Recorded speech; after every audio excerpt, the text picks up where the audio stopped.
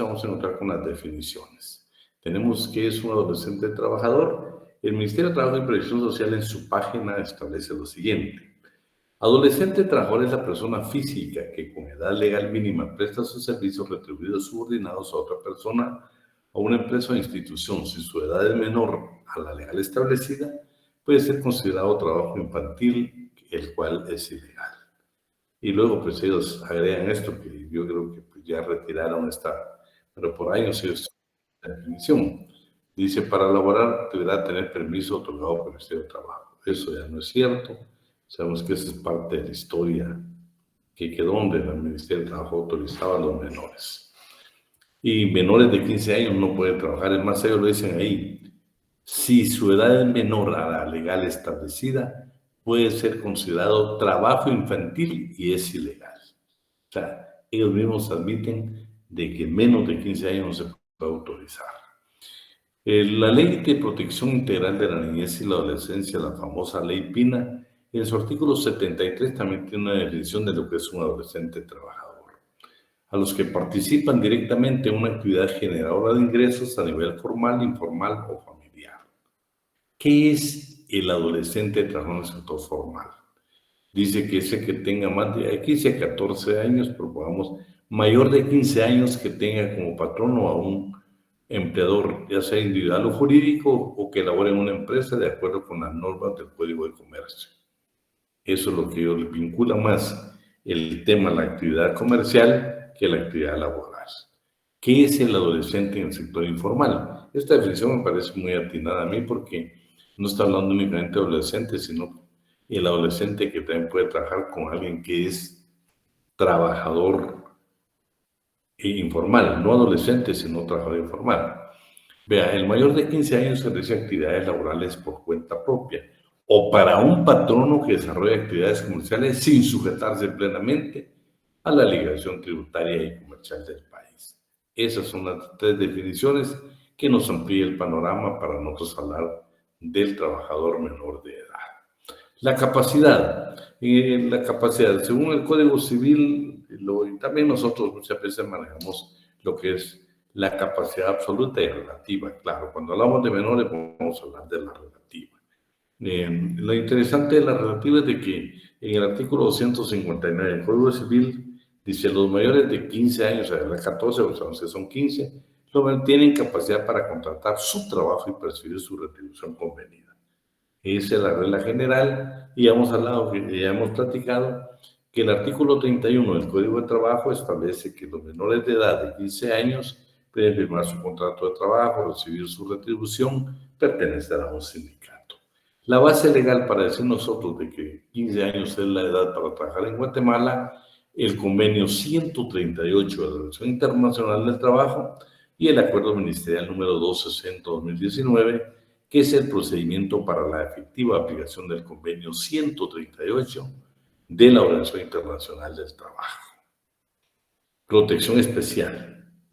Claro, tanto la Constitución como el Código de Expresión Legal, pero concretamente aquí la Constitución Política de la República de Guatemala dice que, por supuesto, que es prohibido ocupar menores de edad incompatibles con su estado, su capacidad física o que pongan en peligro su formación moral. El artículo 147 del Código de Trabajo dice que el trabajo de los menores de edad debe estar adecuado a su edad, condición, estado físico, desarrollo intelectual y moral. Le dejé el 35 porque se recuerdan que aquellos convenios que a nivel estatal tiene el Estado de Guatemala con países como Estados Unidos y Canadá, donde se contratan grupos de guatemaltecos para ir a trabajar en el extranjero, pero coordinados por medio del Ministerio de Trabajo y Previsión Social, el Ministerio tiene una provisión que no le permite la ley, que le permite la ley. La ley le indica que tiene prohibido autorizar contratos de guatemaltecos menores de 18 años para trabajar en el extranjero. Artículo 35 del Código de Trabajo. También el artículo 66 habla de esas limitaciones que se tienen en relación a los menores de edad. Derechos del trabajador adolescente. Claro, hemos hablado nosotros que si son mayores de 15 años, se va a reducir su jornada de trabajo en 1 hora diaria y 6 a la semana. Pero si tienen exactamente 15 años, se va a reducir en 2 horas diarias y 12 horas a la semana. tienen derecho a vacaciones de conformidad con el 130 del Código de Trabajo. El aguinaldo, tienen derecho a la bonificación anual para el sector privado y público, el famoso bono 14, la bonificación incentivo. Esta obligación estatal que está en el artículo 76 de Ley de Protección Integral para la Niñez y la Adolescencia me pareció atinada, por eso la dejé. Son obligaciones del Estado de Guatemala a través de sus órganos competentes cuando exista amenaza o violación de los derechos de la niñez y la adolescencia, las siguientes. Y dentro de todas encontramos la F. Establecer con la participación comunitaria programas de capacitación para el trabajo calificado de adolescentes que viven en extrema pobreza a efecto de brindarles una opción de superación económica. Interesante. La Inspección General de Trabajo. Vean, esta ley famosa, la ley penal, que es como le llaman los penalistas, o ley de protección integral para la niñez y la adolescencia, establece que debe hacerse un reglamento, da el plazo para que el presidente de la República lo pueda llevar a cabo. ¿Y quién va a tener a cargo todo esto? La Inspección General de Trabajo. ¿Y qué va a tratar de buscar? Por supuesto, ver lo de la jornada de trabajo de los adolescentes, que el trabajo nocturno y extraordinario para los docentes está prohibido, no pueden trabajar en lugares insalubres y peligrosos, tienen derecho a vacaciones, a descanso, a aprendizaje, a salarios equitativos, a seguridad social, a capacitación técnica. Y que lo que sí existe para los menores es un registro y acreditación cuando están en el sector informal. Esto es únicamente para efectos de control que lleva el propio ministerio. El 260 lo que dice es que en todos los procesos donde aparezcan intereses de menores, están los tribunales obligados a tener como parte a la Inspección General de Trabajo. Las prohibiciones, bueno, ya la vimos, que no pueden trabajar en lugares insalubres, y también vean, el artículo 48 es importantísimo, porque a veces se discute que sí pueden trabajar los menores de 15 años, no. Vean lo que dice, no pueden trabajar en lugares insalubres y peligrosos. C, tienen prohibido el trabajo nocturno y la jornada extraordinaria. Los menores no pueden llevar a cabo trabajo nocturno ni tiempo extraordinario. El trabajo de los menores en cantinas está prohibido. Y el trabajo de menores de 15 años está prohibido, o sea, no se permite de ninguna manera trabajar menos de 15 años. El artículo 72 de la Ley Integral para la Niñez y la Adolescencia también establece que el adolescente, empleado, aprendiz en régimen familiar de trabajo, alumno o escuela técnica, con existencia en entidad gubernamental o no gubernamental, le es vedado el trabajo. ¿Dónde no puede? ¿Qué es lo que tiene vedado? El trabajo nocturno. Claro, esto dice entre las 20 horas de un día y las 8 horas del día siguiente. Nosotros sabemos que la jornada nocturna inicia a las 18 horas de un día y termina a las 6 de la mañana del siguiente día. No puede trabajar. Esta pues ya habría que modificarla en ese sentido. En trabajos peligrosos, insalubres o penosos. Tampoco aquel que se realiza en locales perjudiciales a su formación, desarrollo físico, psíquico, moral y social, realizado en horarios y locales que no le permitan comparecer a la escuela. Responsabilidad. Ya el 156 bis del Código Penal lo hemos revertido en montones de ocasiones. El patrón acaba de tener la responsabilidad precisamente de que si infringe esta norma, va a tener el que va a tener que enfrentar una prisión de 2 a 4 años y una multa de 20,000 a 100,000 quetzales. Eso es relativo a los menores de edad. Veamos hoy el trabajo agrícola y ganadero. El trabajo agrícola y ganadero, vamos a ingresar a la línea aquí. El trabajo agrícola y ganadero lo vamos a ver. Algunas legislaciones le llaman trabajo del campo, trabajo rural, agropecuario. Nosotros le llamamos agropecuario según la Constitución Política de la República de Guatemala y agrícola y ganadero según nuestro Código de Trabajo. Las definiciones, artículo 138. Este es bien claro porque nos podemos confundir. ¿Quiénes son verdaderamente los trabajadores campesinos? Trabajadores campesinos son los peones, mozos, jornaleros, ganaderos, cuadrilleros y otros análogos que realizan en una empresa. que realizan en una empresa agrícola o ganadera los trabajos propios de estas empresas y habituales. Ellos son los trabajadores campesinos. Y vamos a analizar el 139, que cuando la mujer, la esposa, o en este caso los menores, contribuyen con el jefe de familia, que es un campesino, si hay anuencia que no dice que tiene que ser por escrito por parte del patrono, se le considera que él es un trabajador en calidad. El trabajo que él ejecuta se le va a llamar coadyuvante complementario y se va a considerar vinculado al patrono por un contrato de trabajo. Luego la legislación mexicana la agregamos por ahí porque dice que para ellos, trabajador agrícola o trabajador de campo, son aquellos que ejecutan las labores propias de las explotaciones agrícolas, ganaderas, acuícolas, forestales o mixtas, al servicio de un patrón. Pero tenemos otras disposiciones legales que están vigentes en Guatemala porque son tratados o convenios internacionales ratificados por Guatemala. Por ejemplo, en el convenio 129 de la Organización Internacional del Trabajo está precisamente una definición. Y para ellos, la expresión empresa agrícola significa las empresas o parte de las empresas que se dedican a cultivos, cría de ganado, silvicultura, horticultura, transformación primaria de productos agrícolas por el mismo productor o cualquier otra forma de actividad agrícola. Miren qué interesante que nos amplíe el tema de qué es una empresa agrícola. Pero también lo tenemos en el convenio 110 de la Organización Internacional del Trabajo, que dice plantaciones. Comprende toda empresa agrícola situada en una zona tropical o subtropical que ocupe con regularidad trabajadores asalariados y que principalmente se dedique al cultivo o producción para fines comerciales de café, té, caña de azúcar, caucho, plátanos, cacao, coco, maní, algodón, tabaco, fibras, frutas cítricas, aceite de palma, quina y piña. Este convenio no le es aplicable a las empresas familiares o pequeñas empresas que produzcan para el mercado local. Es una definición que tiene este convenio 110 de la Organización Internacional del Trabajo. Las excepciones. Por supuesto, ¿quiénes no pueden ser trabajadores? Bueno, no pueden ser trabajadores, efectivamente, los que se dedican, el personal administrativo de una empresa agrícola o ganadera, el personal administrativo, el contador, cualquier secretaria, todos esos trabajadores de una empresa agrícola o ganadera o de una finca no son trabajadores agrícolas, no son trabajadores campesinos, ellos son trabajadores de empresa. Y no podrán ser trabajadores campesinos ni patronos que se dediquen a explotaciones industriales forestales. Porque todo esto se refiere ya a los que procesan los productos que salen precisamente del campo. Representantes del patrono.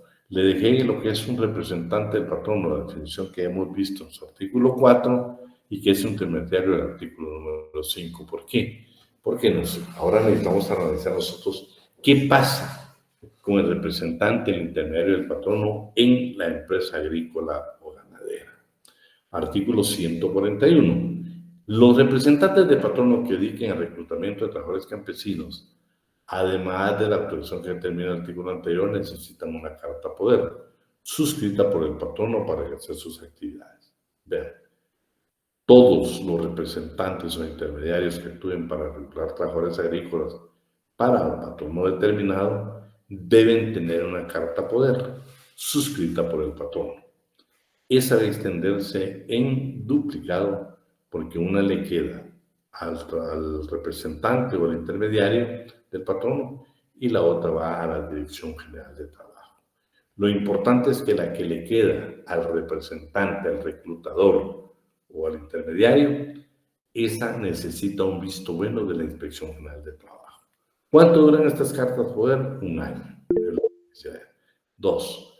También dice que los reclutadores campesinos deben percibir de su patrono un salario fijo. O sea, no como el intermediario que nos pone un poco de duda, ¿no? En este caso, deben de ser trabajadores, claro, no son trabajadores campesinos, porque son representantes del patrono, son personal administrativo, pero deben tener un salario fijo por parte del patrono. ¿Sí? Acuérdense que ellos iban a representar los intereses del patrono y van a responder por lo que ellos están contratando. En el artículo 140 dice quiénes no pueden ser representantes o intermediarios del patrón.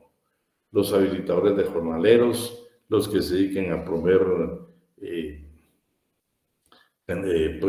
establecimientos donde venden licor, los ebrios habituales, los trabajadores del Estado, los que no demuestren. Vean qué interesante, los trabajadores del Estado en general o sus instituciones no pueden ser intermediarios o representantes del patrón en materia agrícola y ganadera, pero salvo que la empresa del Estado sea agrícola o sea ganadera.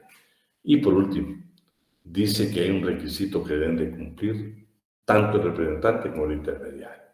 Los que demuestren ser de buenos antecedentes y costumbres ante la Inspección General de Trabajo, sin cuya autorización no puede ninguna persona actuar como representante del patrón. Imagínense, para que nos ponga la inspección el visto bueno, nosotros debemos de cumplir con este requisito, que precisamente va a ser tener buenos antecedentes y costumbres. El contrato en las empresas agrícolas y ganaderas, su requisito esencial es que debe ser por escrito. Sin embargo, el artículo 27 dice que puede ser verbal. No nos olvidemos del segundo párrafo del 27, que siempre hay que entregar una constancia donde se indiquen algunos datos como cuándo inició la relación laboral, qué jornada laboró. O sea, hay requisitos que se deben de cumplir. El 33 se los agregué porque acuérdense que cuando hay más de 15 kilómetros, donde se inicia entre el domicilio donde vive el patrón y donde va a ejecutar su trabajo, pues está obligado a pagarle los pasajes.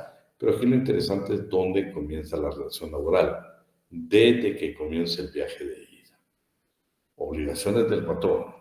Bueno, es obligación del patrón o su representante exigir a cada trabajador campesino, antes de contratar, que le presente el documento que se refiere al artículo 87. ¿Por qué es importante el 87? ¿Se recuerdan el 87? Cuando nosotros terminamos de elaborar, tiene la obligación el patrón de entregarnos una constancia, donde indique cuándo iniciamos la relación laboral, qué salario obtuvimos. Son 3 requisitos. Y nosotros adicionalmente le podemos pedir que incorporen por qué motivo nos despidieron y cuál fue nuestra, cómo el comportamiento nuestro en la ejecución del trabajo. Y eso es importante porque eso no va a permitir de malas recomendaciones. Pero en este caso, el trabajador agrícola y campesino es obligación, ¿eh? Allá puede ser que en otra empresa a usted ni le requieran este documento, pero en el trabajo agrícola y ganadero sí se lo van a requerir, ¿eh? Si el contrato inmediato anterior fue verbal, el patrón o representante puede exigir la presentación de constancia, que es el artículo 27, el segundo párrafo. El 61, bueno, también son obligación del patrono proporcionar a los trabajadores campesinos que tengan su vivienda en la finca donde trabajan la leña indispensable para su consumo doméstico. Permitir a los trabajadores campesinos que tengan su vivienda en terreno de la empresa donde trabajan, que tomen de las presas, estanques, fuentes, ojos de agua, la que necesiten para uso doméstico y de los animales que tengan. Permitir a los trabajadores campesinos que aprovechen los frutos y productos de las parcelas de tierra que les concedan. ¿Sí? Ahí estaría. Obligaciones ahora del trabajador. Si nos dieron vivienda, desocuparla en 30 días. Esa es nuestra obligación concreta. Salario. Sabemos que hay salario mínimo para actividad agrícola, no agrícola y de maquila. ¿Sí? Entonces, en este caso, tenemos para el departamento de Guatemala y para los otros departamentos. Acá le llamamos nosotros exactamente las 2 que corresponden para la actividad económica agrícola. Pago en especie. Tanto la Constitución Política de la República de Guatemala como el Código de Trabajo nos permite pagarle al trabajador campesino el 30% en especie, con el requisito que tiene que ser a costo o menos del costo. Anticipo.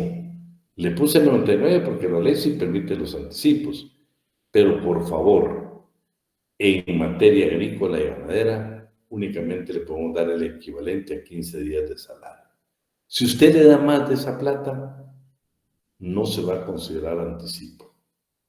No se va a tener por no entregada esa cantidad de dinero. ¿Cómo no lo va a pagar? ¿Se la podemos descontar el primer salario, que es el primer mes de salario? No, señor. Tiene que ser en cinco pagos. Veamos qué dice el artículo 13, numeral 1 y 3, del Acuerdo Gubernativo número 103-84, que contiene las normas reglamentarias para la aplicación del convenio de la Organización Internacional del Trabajo número 110, relativo a las condiciones de empleo de los trabajadores de las plantaciones. El empleador o su representante o el reclutador, en el momento de contratación de un trabajador campesino, puede entregar al trabajador la cantidad de anticipo, el equivalente a 15 días de salario. Escuche, las sumas adicionales al anticipo mencionado de esos 15 días, cualquiera que sea la denominación que se les dé, se tendrán por no recibidas por parte del campesino. No le podemos dar más que un anticipo de 15 días de trabajo. ¿Cómo no lo va a pagar? Al numeral tercero, siempre el artículo 3.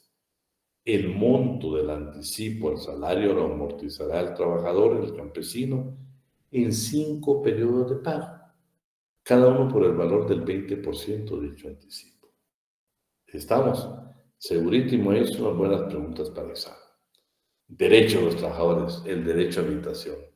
Vieran, es obligación. Sin embargo, dice que esta disposición, el derecho a habitación que tiene, queda sujeta a que dice el Ministerio de Trabajo y Previsión Social. Primero, que debe ser una forma gradual para los patronos y siempre y cuando existan posibilidades económicas de cumplir con dicha obligación. Bueno, tiene derecho a vacaciones. Acuérdense que la Constitución dice que le correspondían a los trabajadores agropecuarios 10 días, pero ahora todos sin excepción, dice el artículo 130 del Código de Trabajo, que precisamente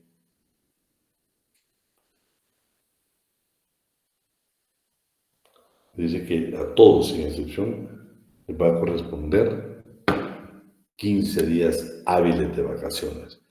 Artículo 130 del Código de Trabajo. Tienen derecho a la bonificación anual para trabajadores del sector privado y público, el famoso bono 14. Tienen derechos a aguinaldo, tienen derecho a su bonificación e incentivo y, por favor, la intervención de la Inspección General de Trabajo en la fiscalización a patronos en este caso.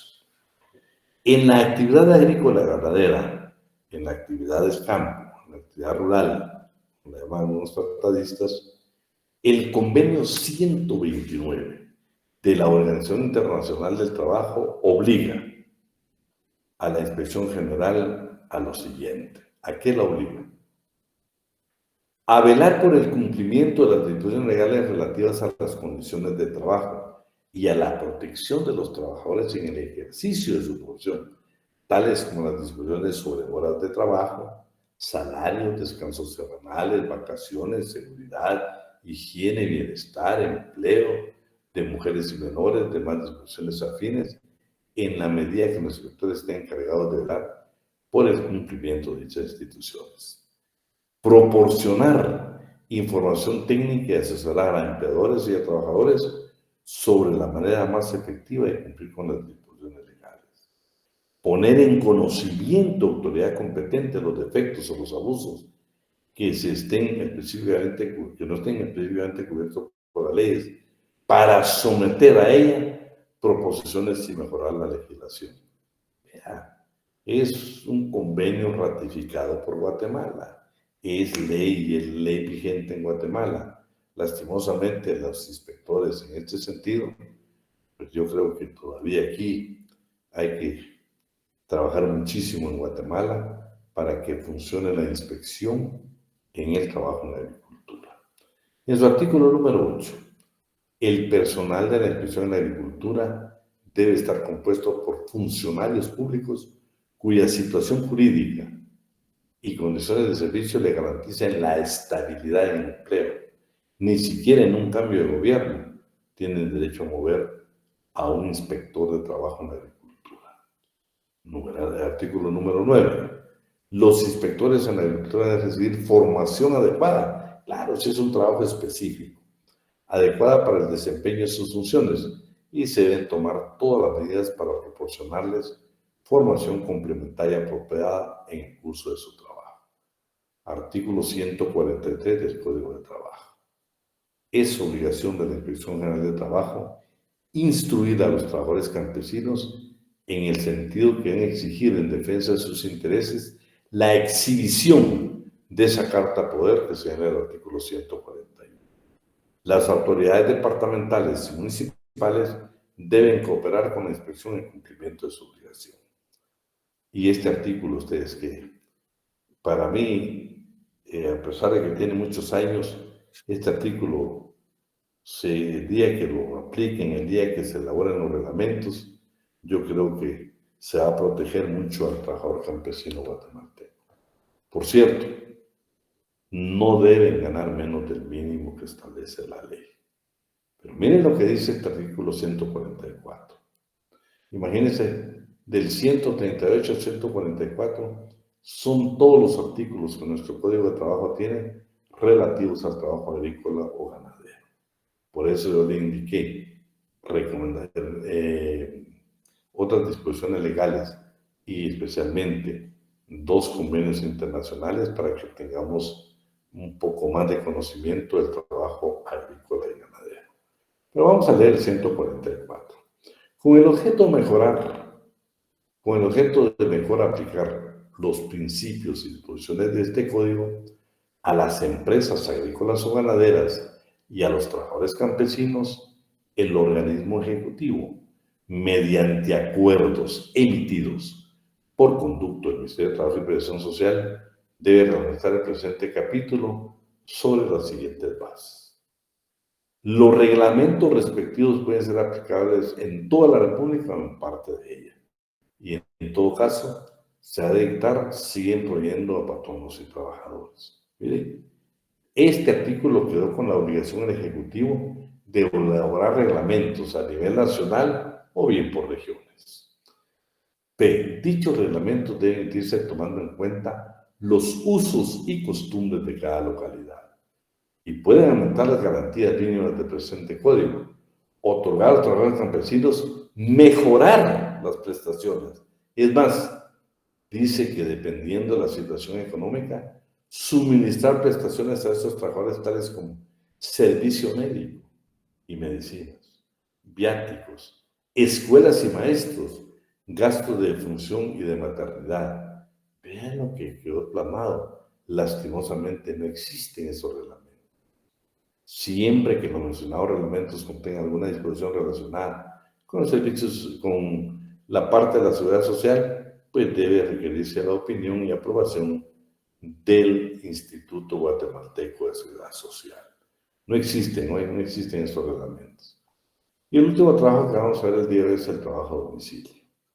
Yo el trabajo a domicilio se los podría reducir, pero hay algunas cosas aquí que yo considero que son importantes y usted las puede evaluar. Todo este material se lo puede hacer llegar.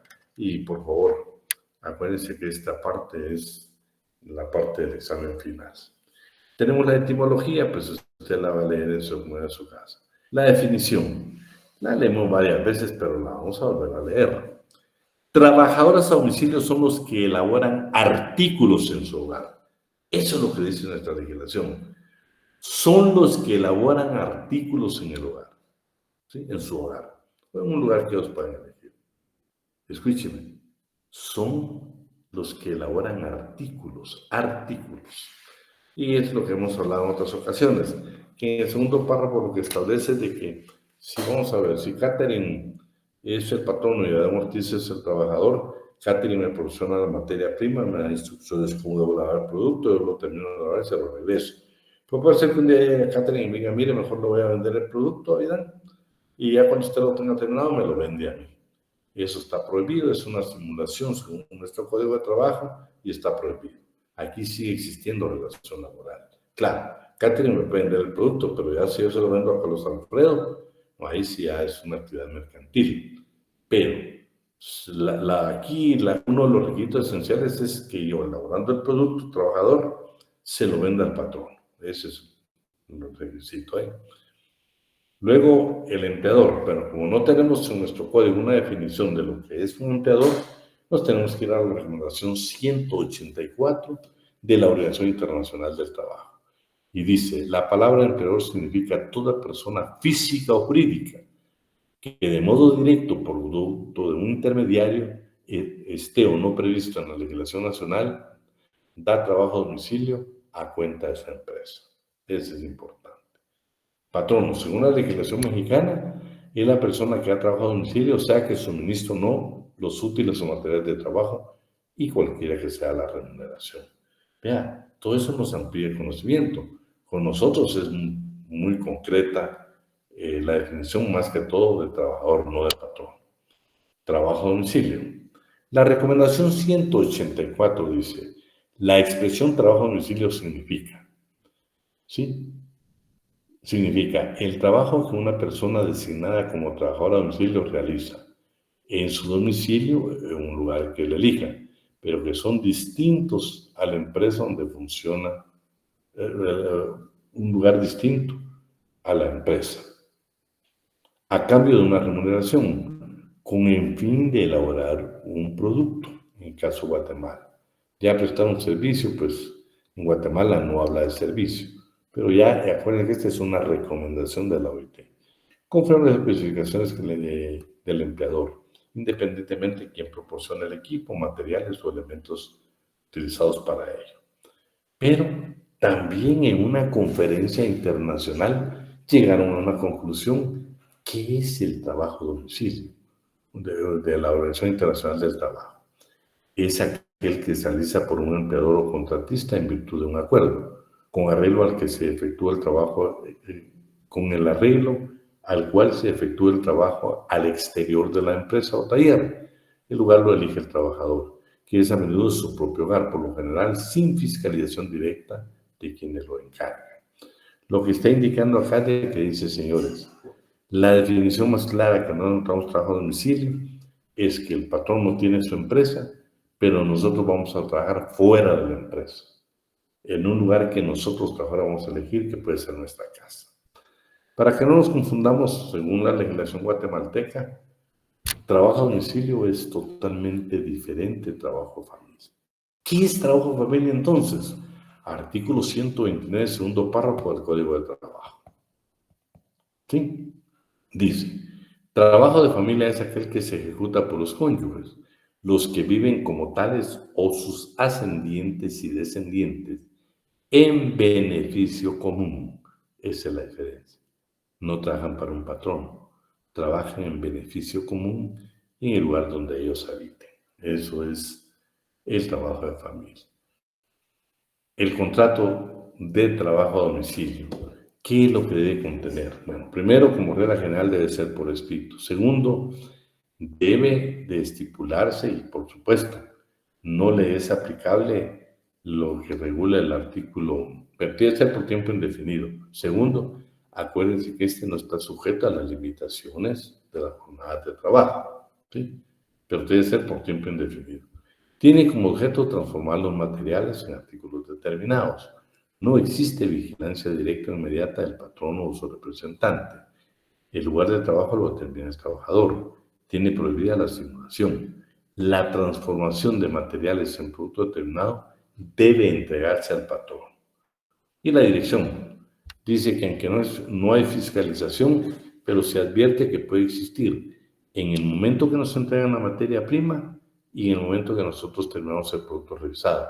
¿Por qué? Porque en ambos casos se tiene que levantar un acta, tenemos que firmarla para que estemos conformes. Yo con la materia prima que me entregan y el patrono el producto. Si yo utilicé la materia prima que él me entregó y si el producto es exactamente la calidad que él lo pidió. La jornada de trabajo. Este tipo de trabajo no está sujeto a las jornadas de trabajo, la jornada ordinaria de trabajo. Eso lo dice el 124, inciso B, y lo dice el artículo 2 del acuerdo 346, que es el reglamento que determina los trabajos no sujetos a las limitaciones de la jornada ordinaria de trabajo y también lo dice el artículo número 6 de la misma disposición legal. Salario. Bueno, el salario. Este sí va a variar un poco. Este es el único trabajo que se permite que se le retenga una décima parte, un 10% al trabajador, el único en Guatemala. Y lo vamos a ver en el 158 y 159 y 158. 159, salario. Las retribuciones de los trabajos a domicilio deben ser canceladas por entregas. O sea, me entregaron la materia prima, yo le entrego al patrono y él me debe pagar en ese momento. O por periodos no mayores de una semana. Entonces el pago va a ser semanal. Pero miren lo interesante, lo que dice aquí se lo voy a indicar de la manera más simple. Vamos a poner acá de que Carlos Alfredo es el trabajador y Kelly es el patrón. Y bueno, está bien, va a pagar el salario, no puede pagar menos del salario mínimo. No se puede pagar menos del salario mínimo. Pero resulta que también Catherine es trabajador y Stephanie patrón. Y están en la misma localidad, están en el mismo sector. Resulta que Carlos Alfredo, Kelly le paga menos por un trabajo que es exactamente el que ejecuta Kelly para otro patrón. La ley obliga a Kelly a pagarle el salario que Stephanie le está pagando a Catherine. O sea, salarios justos, equitativos, ¿sí? No porque no se trata tanto, me agrada esta parte del código porque está indicando que está buscando ya superar las garantías mínimas para la clase trabajador, porque dice, bueno, si Kelly y Carlos Alfredo pactaron, pero aquí le da el derecho que si Carlos Alfredo tiene un salario inferior a los que se pagan en los otros talleres, Kelly tiene la obligación de hacerle el ajuste correspondiente. Pero Kelly se niega. Kelly no le quiere pagar conforme Carlos le entrega el producto, no le quiere pagar en forma semanal, no le quiere pagar más de lo que le están pagando a otros trabajadores. Kelly se va a hacer cargo a una indemnización. Veamos qué dice el 159 entonces. Las retribuciones de los trabajadores a domicilio deben ser canceladas por entregas de labor o por periodos no mayores de una semana. Ahí vamos bien. Pero vean lo que dice. Y en ningún caso pueden ser inferiores a las que se paguen por iguales obras en la localidad o salarios que le correspondan a aquellos que trabajan dentro del taller o fábrica del patrón. No puede pagar menos de lo que están pagando otros talleres. No puede pagarle menos a Carlos Alfredo de lo que ella paga a un trabajador de la empresa, que es, ahí sí es de empresa porque está trabajando en la sede de la empresa. Tiene que equipararle los salarios. Eso lo dice el 159. Pero usted que Kelly dice no. Entonces ya viene. Pero miren qué interesante. El patrono que infrinja esta disposición debe ser sentenciado, ni siquiera dice sancionado, a pagar una indemnización a cada uno de los trabajadores equivalente al doble de los salarios que haya dejado percibir. Equivalente al doble de los salarios que ha dejado percibir. Interesante esa indemnización. Pero miren el 59. Los trabajos defectuosos que Carlos trabajador o Avilán trabajador o el evidente deterioro del material que nos dieron, que nosotros lo arruinamos, autorizan al patrono para retener hasta una décima parte del salario que perciban los trabajadores a domicilio, mientras se discuten y declaran las responsabilidades consiguientes. Miren, el único trabajo que facultan al patrono a retenernos un 10%, la décima parte. Prohibiciones, artículo 62 y la simulación. Obligaciones, artículos 61 y 157. ¿Qué dicen las obligaciones para los patronos?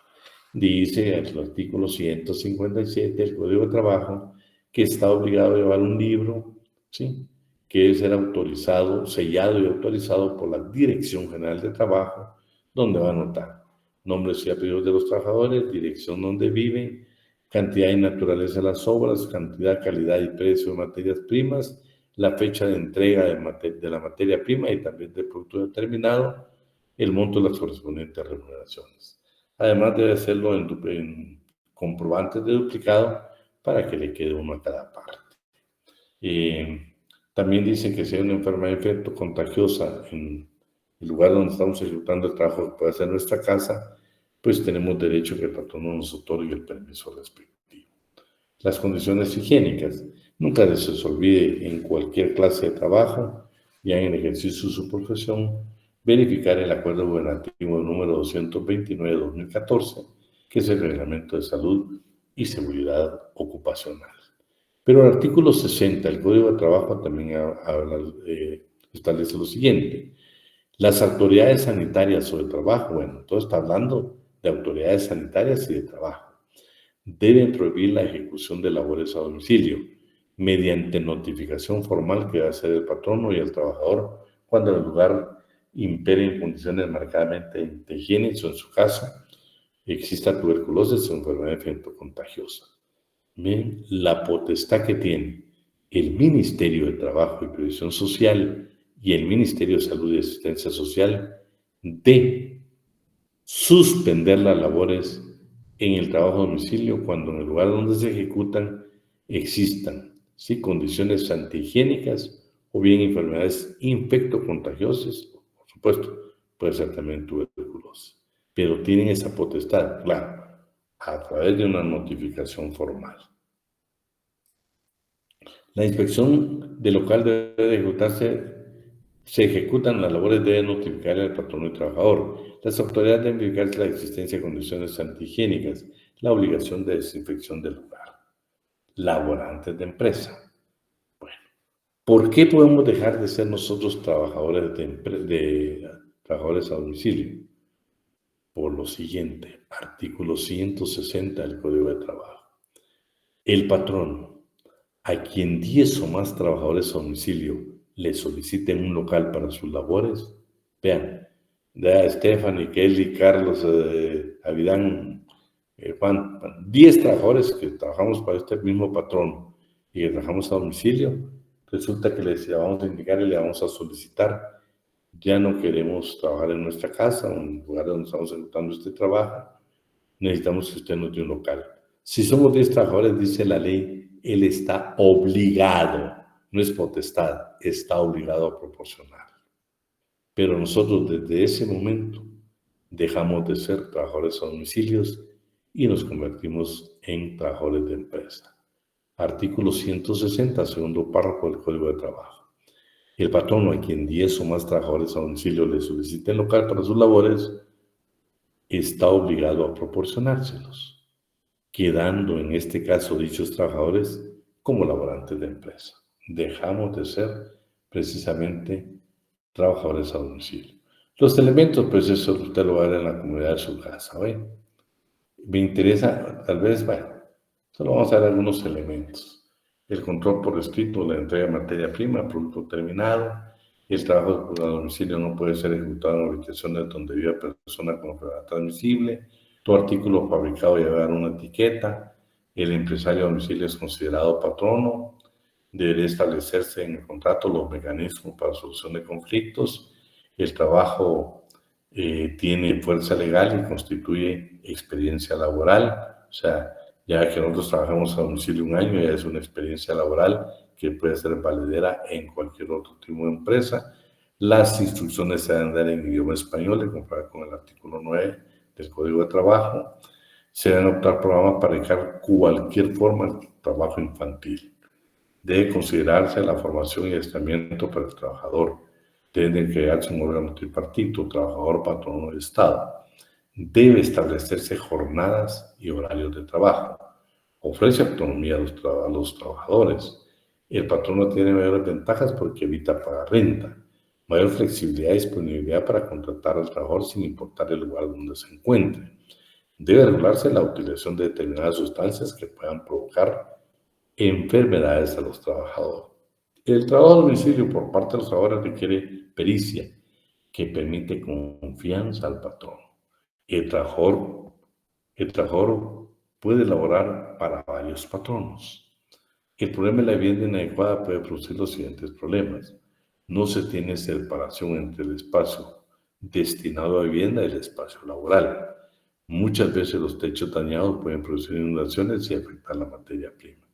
Y aquí hay una diferencia que usted la quiero que la lea en su casa despacio, porque yo tratamos de tomar el menor tiempo, porque sé que ustedes tienen examen mañana.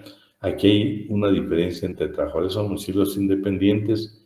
Asumen todos los riesgos de los operadores independientes. Compran su materia prima, sus insumos y equipo. Pagan los costos de los servicios públicos y de transporte. Venden sus productos finales principalmente a clientes y a mercados locales, pero a veces también a mercados internacionales. La mayoría de ellos no contrata a personas, pero pueden tener a trabajadores familiares no remunerados trabajando con ellos. Ahora los trabajadores a domicilio subcontratados, llamados trabajadores tercerizados, son contratados por un empresario individual o una empresa, a menudo a través de un intermediario. Normalmente reciben la materia prima y son remunerados a destajo. Por lo general no venden los productos finales, sin embargo cubren los costos de producción, el lugar de trabajo, el equipo, insumos, los servicios públicos y transporte. Diluye el derecho de sindicación y disminuye la contaminación ambiental. ¿Por qué no puede ser teletrabajo? En el teletrabajo se utilizan las tecnologías de información y comunicación. Se hace a través de una computación aplicada y sistemas de comunicación. Existe una dirección inmediata del patrón, o sea, sí vamos a tener esa fiscalización por parte del patrón. Es una nueva organización empresarial. Patrones y representantes pueden estar en el extranjero. Reduce el absentismo en el trabajo.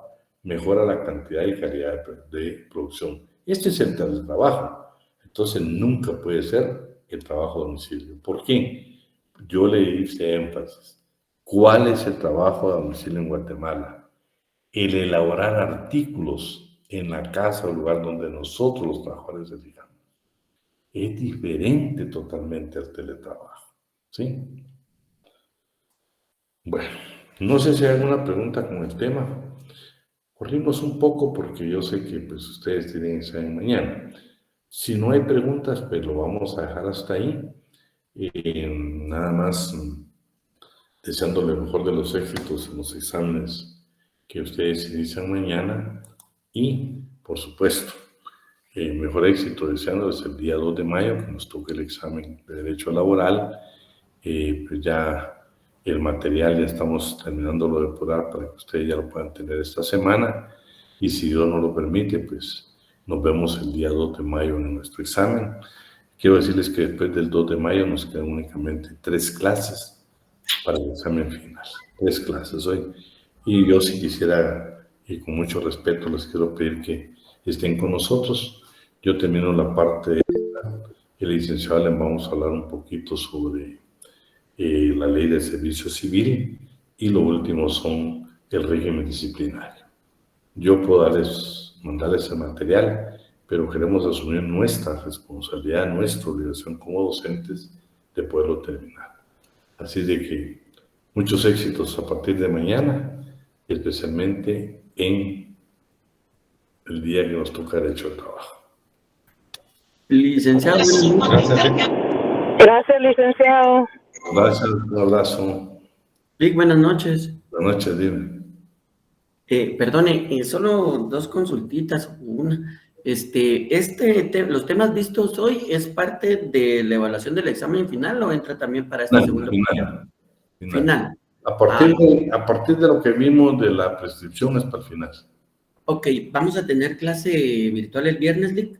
No, el viernes no, el viernes no, porque hablé en la coordinación y ahí estaremos dentro de los exámenes. Va, está bien, Lick. Muchas gracias. Hoy la verdad que, bien, pues las cosas siempre tratamos de hacerlas con la mayor prudencia.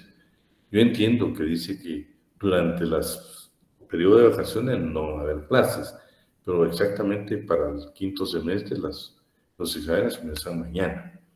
Y yo les envío a ustedes un documento que nos envió el decano a nosotros, donde dice que el grupo 1 tiene que impartir clases de forma virtual, ¿sí?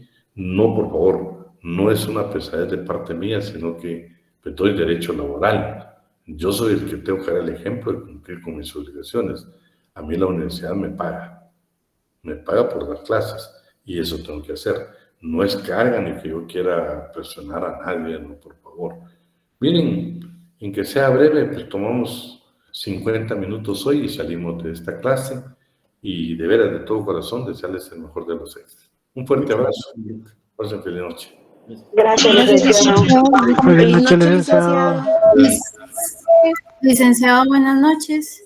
Buenas noches. ¿Será que le puedo hacer unas preguntitas, pero quería consultarle algo, pero que se desconecten los demás compañeros? Mejor me escribís si querés mañana. Ajá, Es decir, tenés mi número de teléfono. sí. Va, me escribís. Va, está bien, licenciado, muchas gracias. Ah, Karen, te cuidas. Disculpe, asistencia, Buenas ¿no? Yo creo que no la pasaron, estos. No veo que la hayan pasado. Pero Carlos Alfredo Pérez Bagaños estuvo.